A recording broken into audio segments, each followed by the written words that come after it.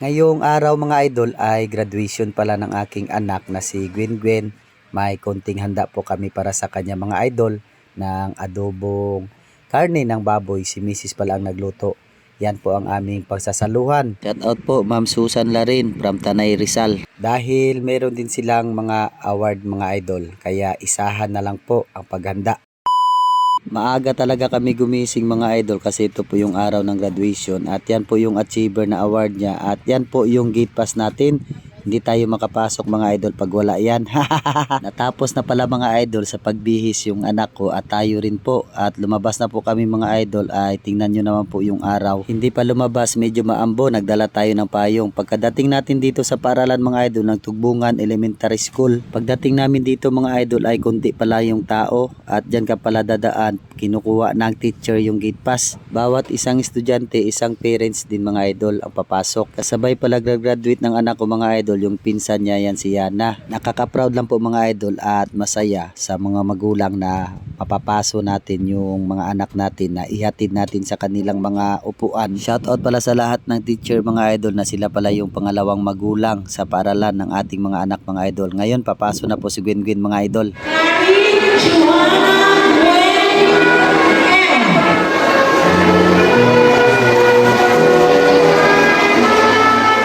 Nakaka-proud lang talaga mga idol, nakakataba ng puso ang pag-graduate ng ating mga anak. Yung ibang mga magulang dyan mga idol ay umiyak at tayo din po, malapit na po din tayong umiyak pero tinatago-tago ko lang. Dami kasi nanonood mga idol. Sa lahat ng kabataan na graduate mga idol, ang masasabi ko lang po sa inyo ay congratulations at mag-aral lang mabuti para sa maabot ang inyong mga pangarap sa buhay. Shout out pala ako sa kay Junjun kasama yung anak ko mga idol at kay kumpare Irang shout out at pauwi na po kami mga idol. Sakto talaga alas 11 ng tanghali mga idol ay natapos ang graduation nila.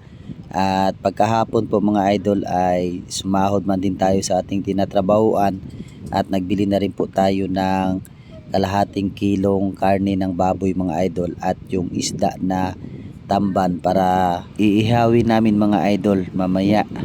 Kahit sa simpleng handa lang po mga idol at napapasaya ko sila kasi masaya naman po kami ni Mrs. mga idol na binigyan kami nila ng award na pinakita nila na nag-aral talaga sila ng mabuti kasi yan lang po talaga yung yaman na ibibigay namin sa kanila mga idol kasi hindi naman po tayo mayaman. Ang importante mga idol ay mapaaral natin sila at mapagtapos sila mga idol para maabot nila yung mga pangarap nila sa buhay. Masaya dyan sila mga idol na pinapayuan ko parati ng tama at mali. Nagluto na pala si Mrs. mga idol, hindi siya naglagay ng mantika, yung taba lang pala ng baboy yung ginamit niya. Ginisa niya na po yung mga ricado at sinunod niya na rin po nilagay yung laman ng karne ng baboy at nagdagdag rin po siya ng pamintang pino at inalo-halo na rin po ni Mrs. at pagkasunod po ay naglagay po siya ng toyo tapos suka din po mga idol.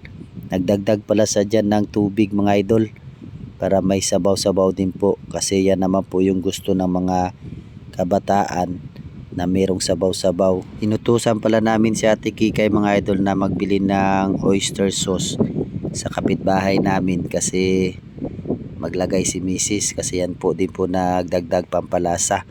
Tingnan po ninyo mga idol yung adobo ay napakasarap po yan. Nakakatakam po. Paborito talaga yan ng mga anak ko mga idol. Kahit sa sabaw na lang, kahit wala nang laman, busog na yan sila.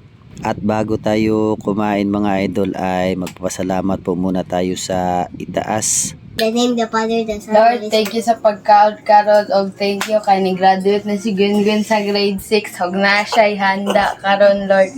Thank you kayo, Lord. Amen. Yan, kain tayong lahat mga idol. Kasi na-graduate na po si Gwen sa grade 6. Ito pala yung handa namin. At may inihaw din mga idol. Yan pala yung inihaw natin mga idol na tamban. Napakataba po yan. Masayang kwentuhan at masarap na hapunan mga idol. ng aking pamilya. Sa nakapanood ng video ngayon mga idol ay kumuha na rin po kayo ng plato at sabayan nyo na rin po kami sa aming hapunan. Maraming salamat po sa mga OFW na palagi nakasubaybay at nakasuporta at nakapanood po ng aming mga video. Shout out po sa inyong lahat. Ingat po palagi.